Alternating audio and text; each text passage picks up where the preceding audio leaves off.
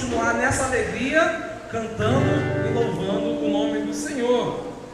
E nesse momento eu quero que você pule, que você dance, que você grite e que você se alegre na presença de Deus. Quando a noite fria cai sobre mim, e no deserto eu me encontrar, me vi cercado por egípcios e faraó, eu me perdi.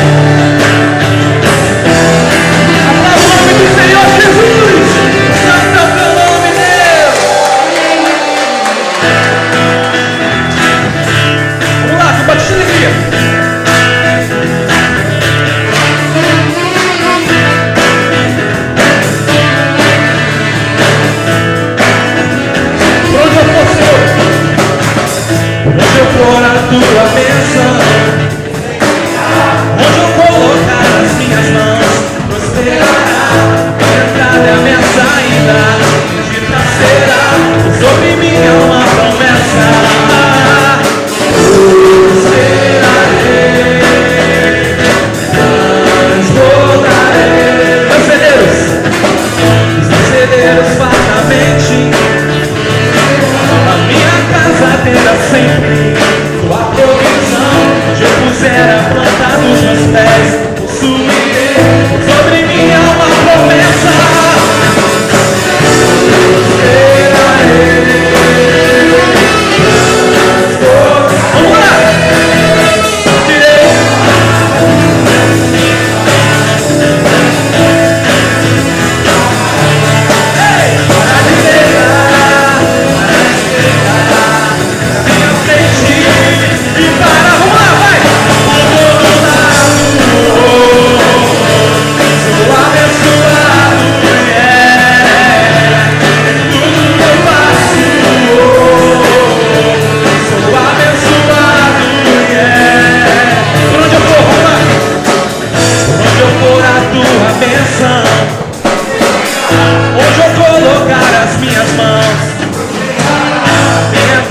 minha saída.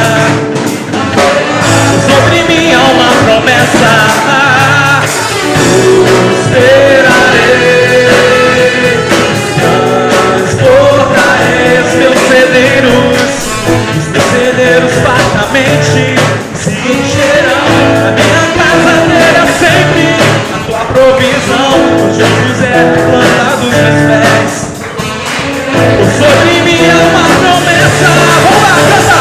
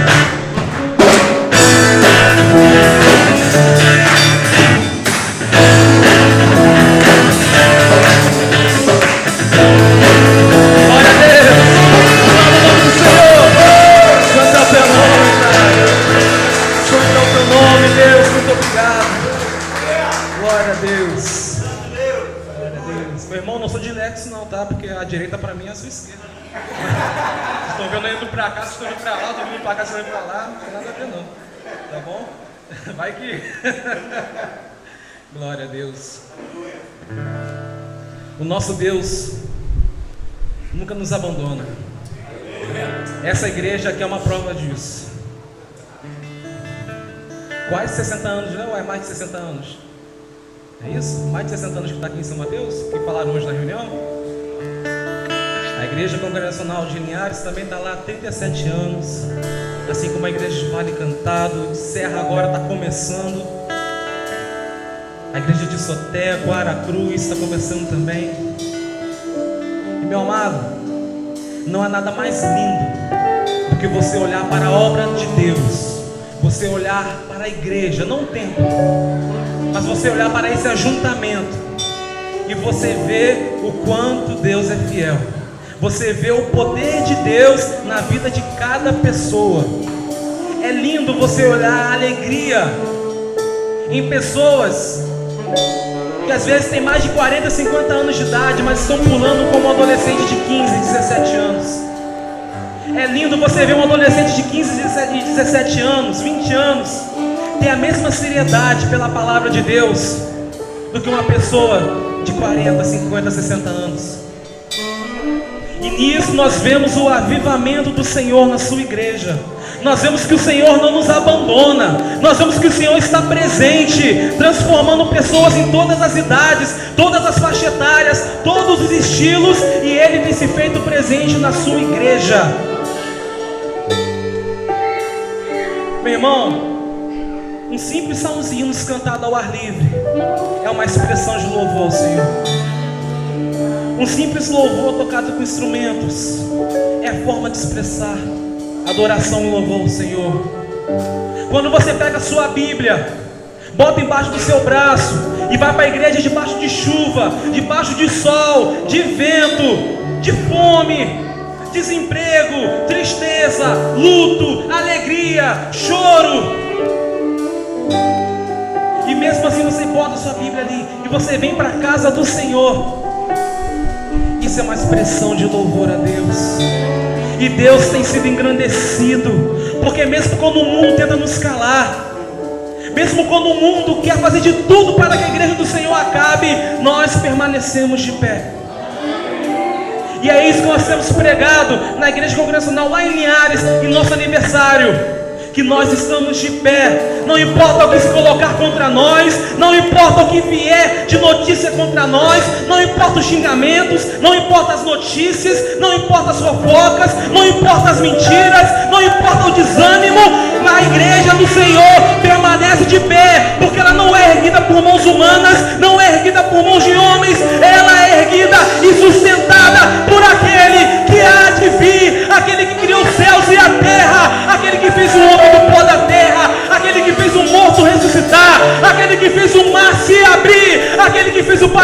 cinco andar. Esse é o Deus que sustenta a sua igreja de pé. E por isso louvamos, o engrandecemos. E vamos continuar adorando. Eu tenho um Deus que não vai deixar essa luta me matar, o desespero me tomar. Por mais pressão que esteja a situação, o controle ainda está na palma de suas mãos. Eu tenho um Deus, cante. Eu tenho um Deus que não vai deixar essa luta me matar, o desespero me tomar. Por mais pressão que esteja a situação, o controle ainda está na palma de suas mãos. Juro, juro, uma noite, mas a alegria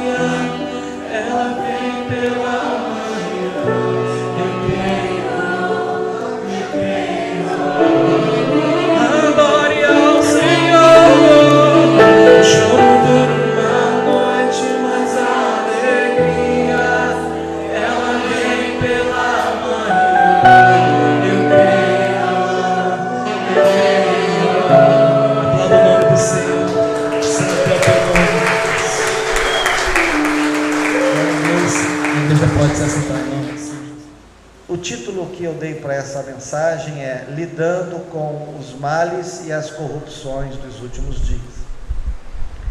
Se você prestou bem atenção, você percebeu que a descrição da sociedade que o apóstolo Paulo acabou de fazer aqui para Timóteo é no mínimo estarrecedora.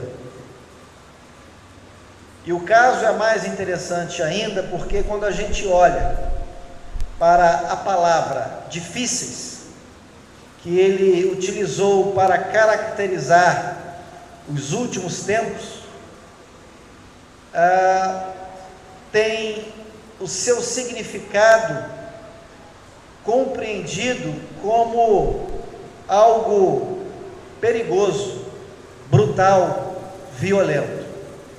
Para você ter uma ideia disso, essa mesma palavra no texto original é aquela que também foi empregada para caracterizar os endemoniados de Gadara, lá em Mateus capítulo 8, versículo 28. A mesma palavra que caracteriza os últimos tempos, caracteriza a violência dos endemoniados de Gadara. O que isso significa? O que isso tende a nos dizer? Paulo está querendo transmitir a Timóteo que a violência, os perigos, a brutalidade, a dificuldade dos últimos tempos, que caracterizariam a sociedade de então, as pessoas da época, elas não eram promovidas simplesmente por algo natural. Não! Paulo está querendo dizer que a situação da sociedade nos últimos tempos seria potencializada por influências demoníacas. E a gente tem visto isso por aí, nas manchetes dos jornais, dos telejornais. A cada dia a gente se depara com um fato que nos deixa de boca aberta. São pais matando filhos, são avós estuprando netos, netas, são filhos matando os pais. A vida já não vale quase nada. As pessoas brigam e se matam por coisas mínimas, por motivos bestas. Agora, o pior disso é que eu e você também estamos inseridos nesse contexto. Eu e vocês fazemos parte dessa sociedade descrita pelo apóstolo Paulo aqui. Isso porque a expressão que Paulo utilizou aqui, como últimos dias, ela compreende um período de tempo que começou quando o Senhor Jesus veio e começou o seu ministério e se estenderá até a volta dele, a segunda vinda dele.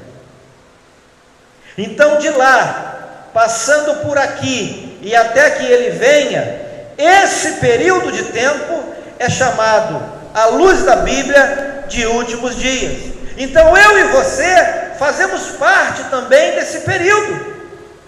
O que Paulo está dizendo para Timóteo não ficou delimitado ao período da vida do próprio Paulo e do Timóteo. Não, perpassa e atinge a mim e a você em pleno século 21. Em pleno ano de 2022. O problema tem se intensificado com o passar dos anos, com o passar dos dias. A sociedade tem ido de mal a pior.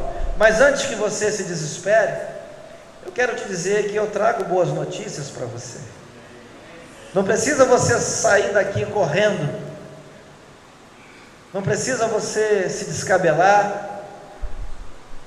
Eu quero dizer que a Bíblia reserva para nós uma palavra boa, uma palavra de esperança, uma palavra de advertência, sim, um alerta, sim, mas uma palavra também de consolo, de segurança. Você não precisa se desesperar. O próprio texto que nós acabamos de ler diz que apesar da corrupção da humanidade, a palavra de Deus garante que a insensatez dessas pessoas não permanecerá eternamente. Olha para a sua Bíblia, olha por exemplo para o versículo 8 e para o versículo 9 do capítulo 3, Paulo diz o seguinte, na minha versão, eu estou usando a Almeida, a nova Almeida atualizada, diz assim: são homens que têm a mente totalmente corrompida, reprovados quanto à fé. Agora olha o versículo 9, mas esses não irão longe, porque a insensatez deles ficará evidente a todos. Agora dá um pulo e leia comigo o versículo 13, Paulo continua falando a respeito das pessoas perversas e impostoras. Elas vão de mal a pior, elas não prevalecerão. Haverá um dia, haverá um momento em que todas essas pessoas prestarão conta das suas atitudes com o juiz de toda a terra. Paulo vai dizer no versículo 13: mas os perversos e impostores irão de mal a pior, enganando e sendo enganados. O que é deles está guardado. E nós precisamos também nos lembrar das próprias palavras do Senhor Jesus, que João registrou no seu Evangelho, no capítulo 16, versículo 33. O apóstolo disse, a respeito de Jesus, registrou as palavras de Jesus: no mundo vocês passarão por aflições, mas tenham coragem, eu venci o mundo. Jesus disse isso aos seus discípulos: tenham coragem.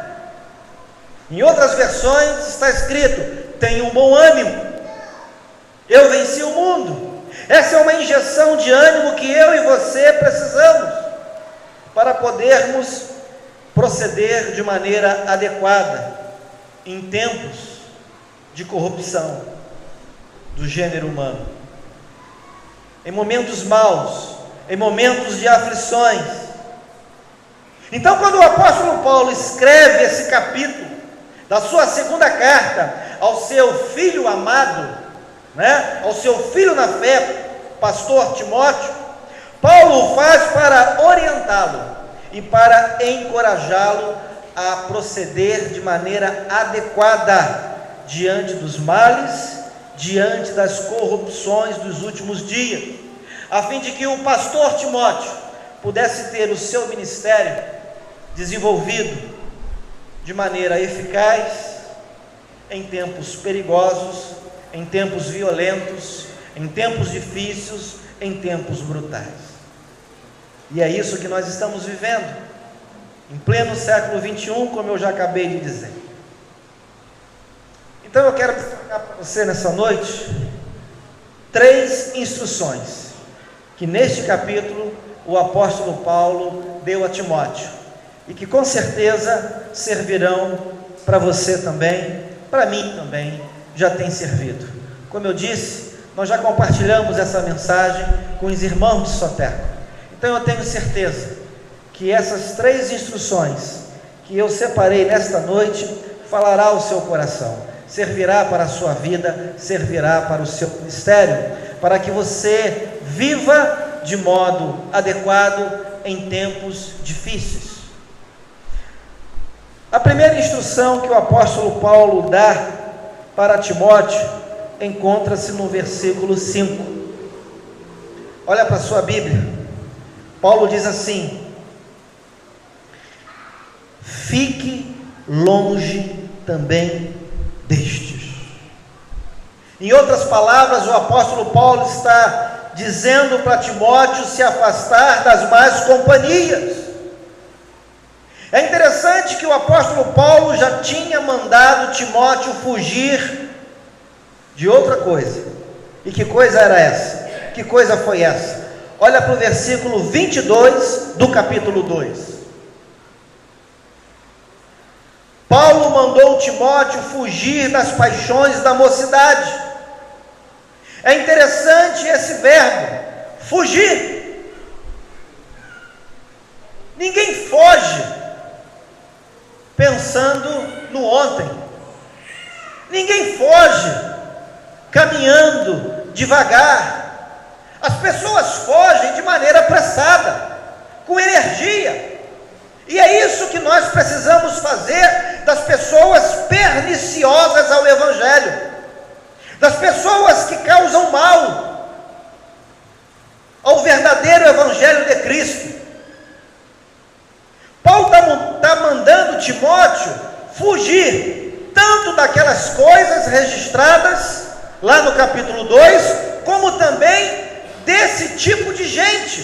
Que gente? Pessoas arrogantes, blasfemadores, desobedientes aos pais, ingratos, ímpios, sem afeição natural, pessoas implacáveis, caluniadores, sem domínio de si, cruéis, inimigos do bem, traidores, atrevidos, convencidos, mais amigos do prazer do que amigos de Deus. Paulo está dizendo: não ande com essas pessoas, porque elas fazem mal, elas dão um mau testemunho ao Evangelho de Cristo. O que Paulo pretende evitar aqui, amados, é que Timóteo, como um ministro do Evangelho, alguém que foi separado para pregar a verdade de Deus, para evangelizar, convencer, discipular com a sã doutrina, pudesse, de alguma maneira, receber influências negativas, como eu disse, de pessoas perniciosas ao Evangelho. E é interessante perceber que essa preocupação já havia estado antes na cabeça de Paulo, no coração de Paulo, quando ele escreveu sua primeira carta aos Coríntios, no capítulo 15, versículo 33, Paulo comenta essa ideia semelhante. Ele diz assim: não se engane, as más companhias corrompem os bons costumes. Eu queria que você olhasse ainda para o versículo 5 do capítulo 3 dessa segunda carta. Paulo aqui vai falar algo interessante. Ele vai dizer que essas pessoas têm forma de piedade. Se você puder, grifa na sua Bíblia a expressão forma. O que Paulo quer dizer com isso? Paulo está querendo dizer que algumas pessoas até aparentam ser virtuosas, algumas pessoas até aparentam ser adeptas do verdadeiro Evangelho, do verdadeiro cristianismo, mas na verdade, lá no fundo, é tudo hipocrisia, é tudo fingimento. A palavra forma aqui no original, ela expressa algo que é aparente, algo que é superficial, não é a essência da pessoa. A pessoa está disfarçada de crente, a pessoa está disfarçada de mestre, a pessoa está disfarçada de um verdadeiro cristão, a pessoa está disfarçada de ovelha, mas no fundo é falso profeta, no fundo é lobo, no fundo é um vigarista. Dessas pessoas, Paulo está dizendo para Timóteo: fuja, fique longe. Fique longe dessas pessoas que dizem que são crentes e não são coisíssima nenhuma. Fique longe dessas pessoas que dizem que são crentes, mas que com a sua vida, com o seu testemunho, envergonham o cristianismo. Fiquem longe dessas pessoas que se intitulam mestres,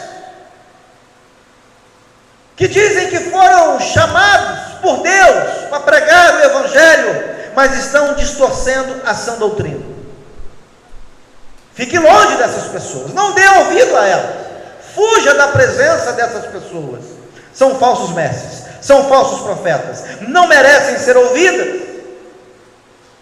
Amados, não é qualquer pessoa que serve para ser nosso líder espiritual, como também não é qualquer pessoa que serve para comer na nossa mesa, para caminhar ao nosso lado. Não é todo mundo que pode impor a mão sobre nós, não é todo mundo que nos serve de exemplo, que nos serve de inspiração. Há muitas pessoas que são fingidas, que são falsas, que estão a serviço do diabo e não a serviço de Deus. O próprio Jesus, ele chama algumas sinagogas, lá em Apocalipse, como sinagoga de Satanás. Então naquela época já havia gente se reunindo, dando uma forma, uma aparência de povo de Deus, de igreja de Deus, mas que na verdade estavam a serviço do diabo, estavam a serviço de Satanás. Era tudo fingimento, era tudo hipocrisia. Então cuidado para quem você está emprestando o seu ouvido, cuidado com quem você está tomando como exemplo, para você, para o seu ministério, para a sua vida, para os seus filhos. Cuidado. Segunda a instrução que Paulo dá para Timóteo, encontra-se do capítulo 10, ou melhor, do versículo 10 ao versículo 13. Presta atenção no que Paulo está dizendo para Timóteo. No versículo 10, Paulo diz assim: mas você, Paulo está falando com Timóteo, você tem seguido de perto o meu ensino, a minha conduta, o meu propósito, a minha fé, a minha paciência, o meu amor, a minha perseverança, as minhas perseguições e os meus sofrimentos. Paulo agora, queridos, está dizendo para Timóteo: Timóteo, siga bons exemplos. Siga bons exemplos. Tem um ditado popular que ele tem um fundo de verdade. Ele tem um fundo de verdade. É um ditado popular. A gente brinca às vezes, né, dizendo o quê? Junte-se aos bons e serás um deles. E serás um deles. Junte-se aos bons e serás um deles. Tem um fundo de verdade nisso. Perceba que o apóstolo Paulo mandou Timóteo se distanciar dos falsos cristãos, particularmente dos falsos mestres.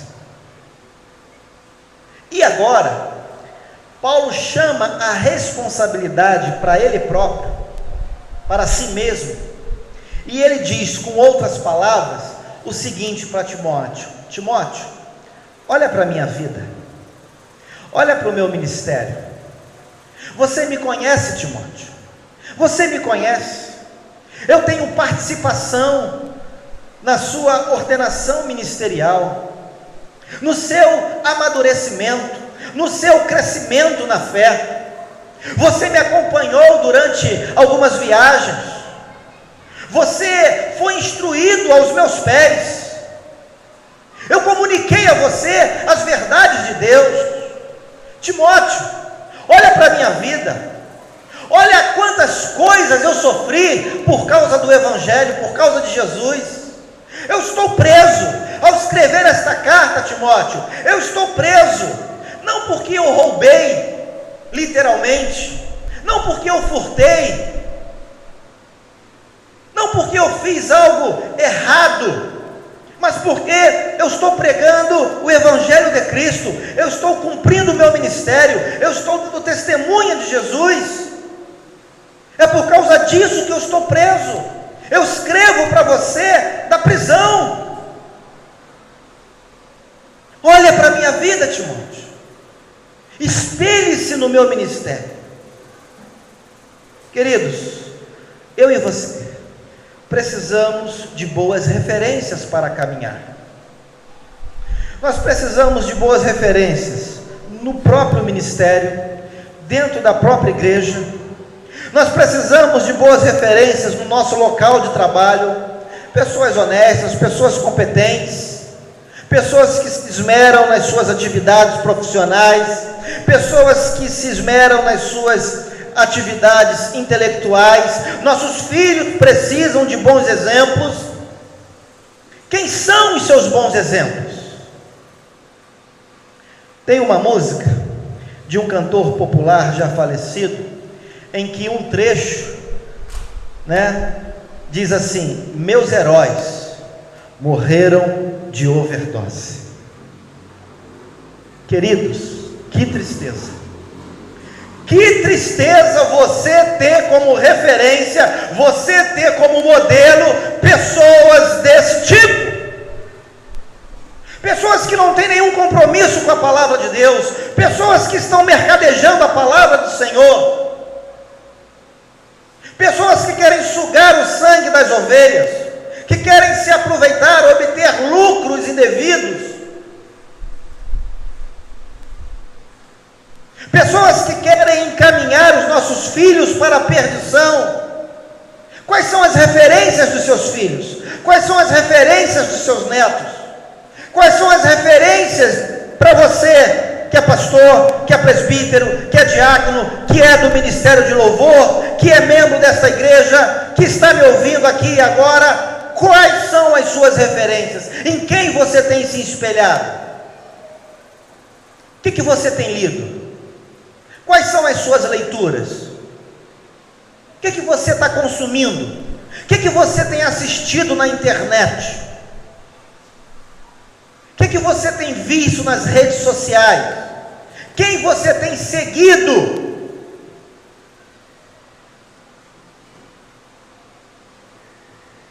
Paulo está dizendo, Timóteo, olha para a minha vida, veja tudo o que me aconteceu. Timóteo, siga os bons exemplos.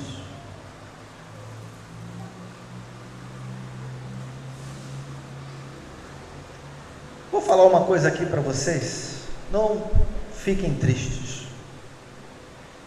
Eu também tenho filhos.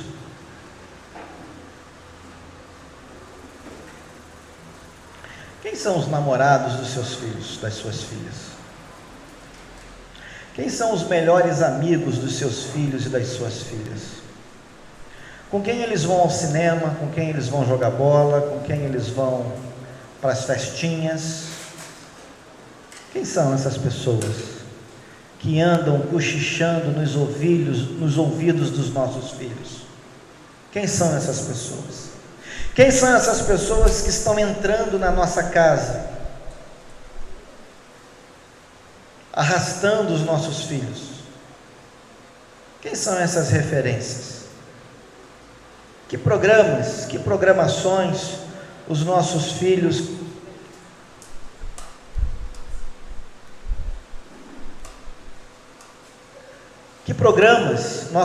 têm assistido? Que programações têm ocupado o tempo, a mente da nossa família, na hora do jantar, na hora do café, quando a gente vai dormir, quando os nossos filhos vão dormir e carregam o celular para dentro do quarto? Onde eles estão navegando? O que eles estão acessando? Essa é uma realidade, queridos, com a qual nós devemos nos preocupar. Paulo estava preocupado, e ele disse para Timóteo: Timóteo, siga os bons exemplos. Olha para mim, você tem sido um bom exemplo? Um bom exemplo de pai? Um bom exemplo de marido? Você, minha irmã, tem sido um bom exemplo de mãe, de esposa? Você que é filho, tem sido um bom exemplo de filho? Você que é membro desta igreja, você tem sido um bom exemplo de membro, um bom exemplo de cristão? Terceira instrução que Paulo dá a Timóteo, agora a partir do versículo 14. Olha o que Paulo vai dizer para Timóteo: quanto a você, permaneça naquilo que aprendeu e em que acredita firmemente, sabendo de quem você o aprendeu, e que desde a infância você conhece as sagradas letras, que podem torná-lo sábio para a salvação pela fé em Cristo Jesus. Toda a escritura é inspirada por Deus e útil para o ensino, para a repreensão, para a correção, para a educação na justiça, a fim de que o servo de Deus seja perfeito e perfeitamente habilitado para toda boa obra. Terceira instrução, então, queridos, é a seguinte: Timóteo, permaneça na sã doutrina. Terceira instrução: Timóteo deveria permanecer na sã doutrina. Amados, a Escritura, a palavra de Deus, ela é sagrada, e por ser sagrada, ela é separada, ela é dedicada para o uso santo, para um uso específico e diferente de outras literaturas. Ainda que você leia outros livros, e eu sou uma pessoa que gosto de ler muitos livros, eu tenho alguns,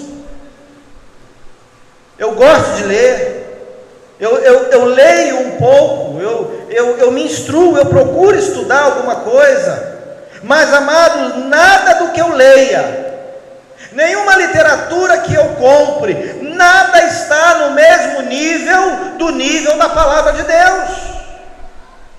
Nada supera a palavra de Deus. A palavra de Deus é inspirada, é santa. É ela e somente ela que pode mudar a nossa vida, pode mudar o coração do homem. É ela que tem o antídoto para a corrupção do gênero humano. E a corrupção do gênero humano, amado, é causada pelo pecado que habita em nós. Não é o governo que vai tirar o pecado de nós. É a palavra de Deus. É a palavra de Deus, querido.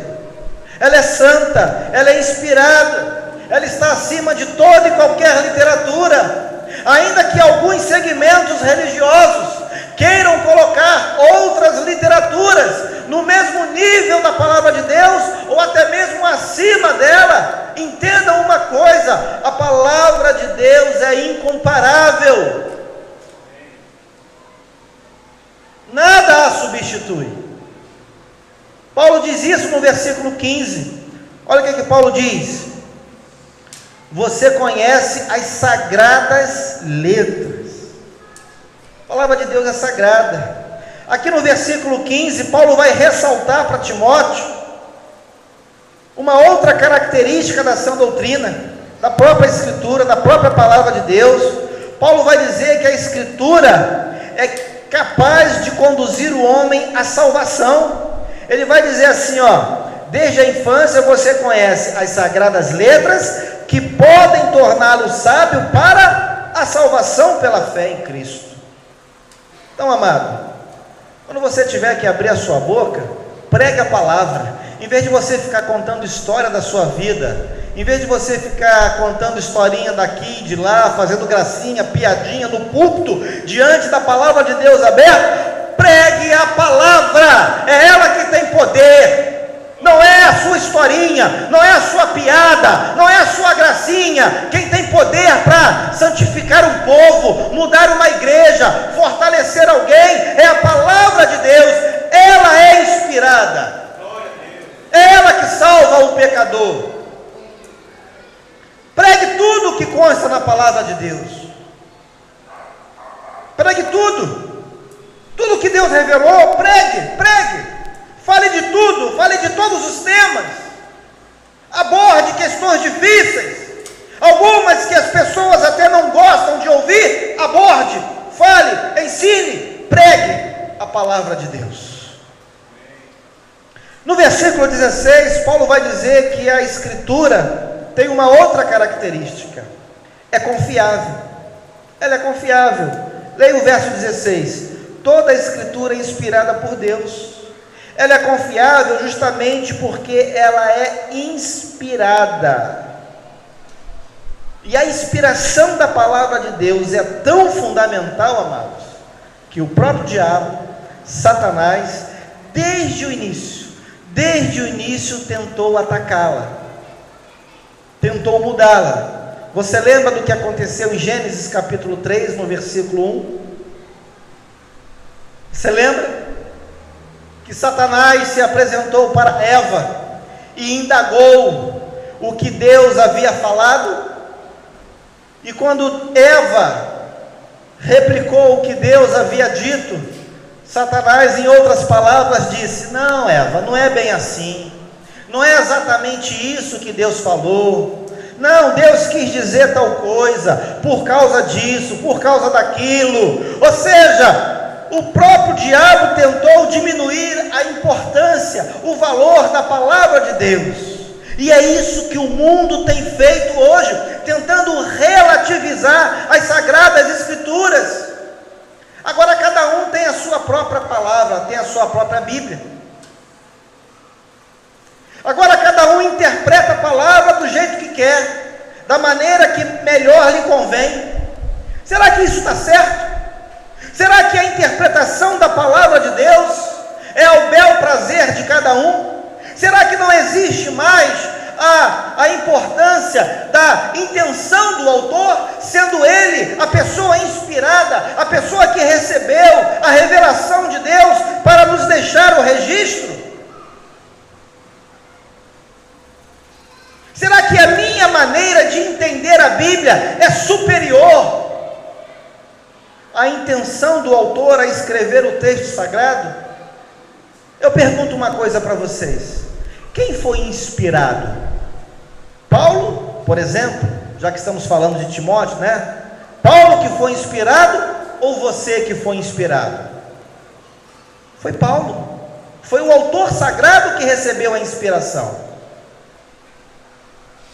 Então não adianta querer taxar Paulo de machista, não adianta querer taxar Paulo de sectarista, não adianta querer achar que Paulo era isso, era aquilo. Não, querido, é o que está escrito na palavra de Deus. A inspiração foi dada a Paulo, foi dada a Marcos, foi dada a Mateus, foi dada a Lucas e a todos os escritores bíblicos. O que compete a você? É entender o texto. Compete a você agora entender o que Paulo quis dizer. Você não tem que inventar nada. Você não tem que criar uma terceira carta a Timóteo.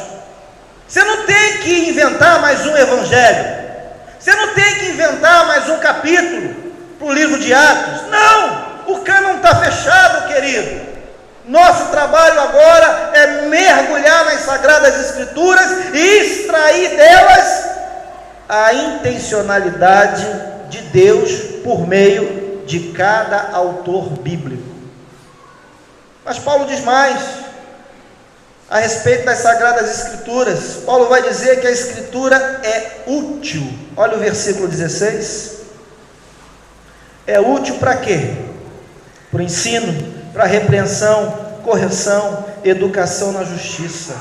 Olha só, que coisa maravilhosa, que coisa maravilhosa.